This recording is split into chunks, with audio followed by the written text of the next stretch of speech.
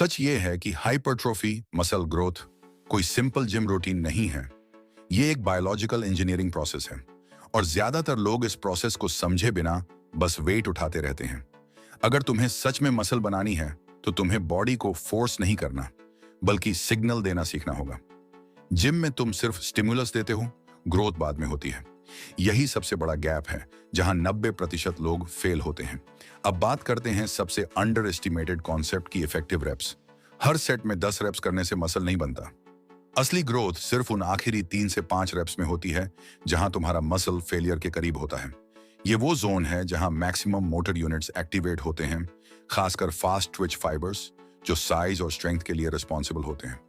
इसका मतलब अगर तुम फेलियर के पास नहीं जा रहे तो तुम सिर्फ कैलोरीज जला रहे हो, मसल बिल्ड नहीं कर रहे।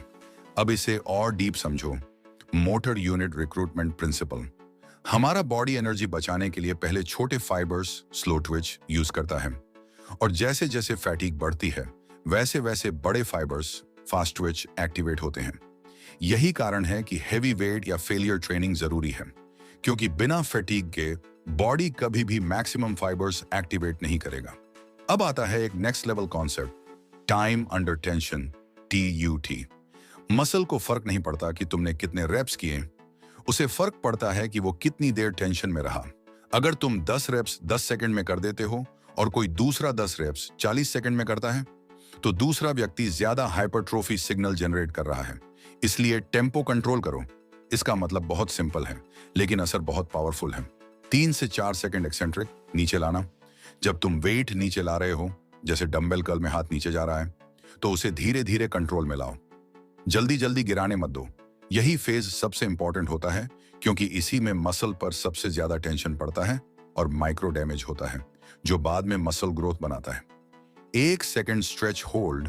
जब मसल पूरी तरह स्ट्रेच हो जाए, जैसे कर्ल में हाथ पूरा नीचे, तो वहीं 1 सेकंड रुक जाओ।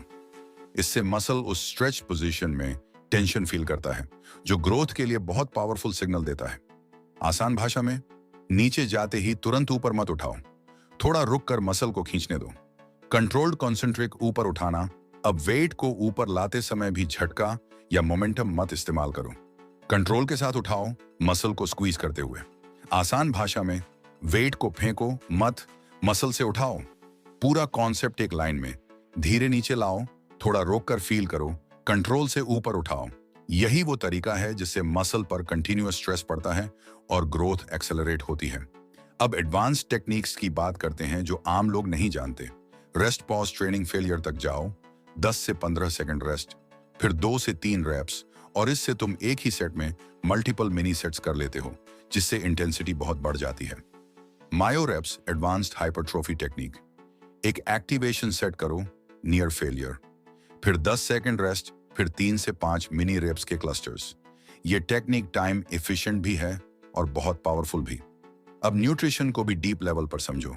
सिर्फ प्रोटीन नहीं, प्रोटीन डिस्ट्रीब्यूशन भी इंपॉर्टेंट है। दिन में 3 से 5 मील्स में प्रोटीन इवनली लो, ताकि मसल प्रोटीन सिंथेसिस बार बार ट्रिगर हो।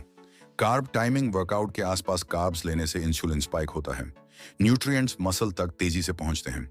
Hydration plus electrolytes. Muscle contraction electrical process है।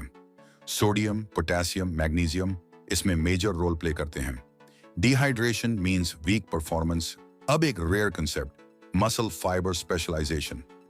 हर मसल सेम नहीं होता। हमारे शरीर में 2 मेन प्रकार के फाइबर्स होते हैं, फास्ट ट्विच और स्लो ट्विच, और हर मसल में इनका रेशियो अलग होता है। चेस्ट और लेग्स, फास्ट ट्विच डोमिनेंट।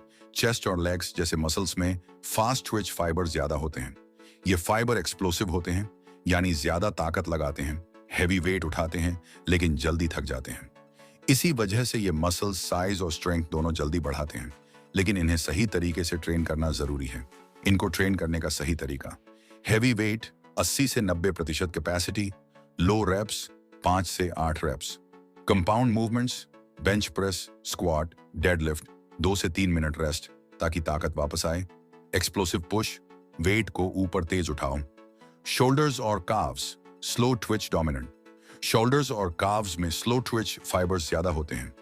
ये फाइबर्स एंड्योरेंस के लिए बने होते हैं, यानी ये लंबे समय तक काम कर सकते हैं और जल्दी थकते नहीं। इसी वजह से काव्स और शोल्डर्स ग्रो करना सबसे मुश्किल होता है, क्योंकि ये हेवी वेट से जल्दी रिस्पॉन्ड नहीं करते।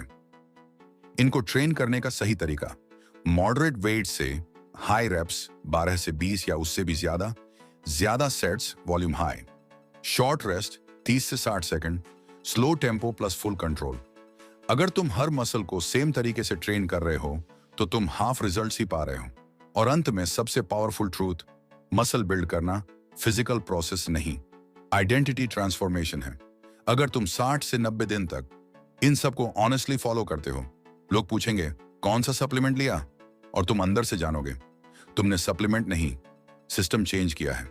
अगर सच में अपनी बॉडी और लाइफ को बदलना चाहते हो तो अभी चैनल को सब्सक्राइब करो और इस जर्नी का हिस्सा बनो।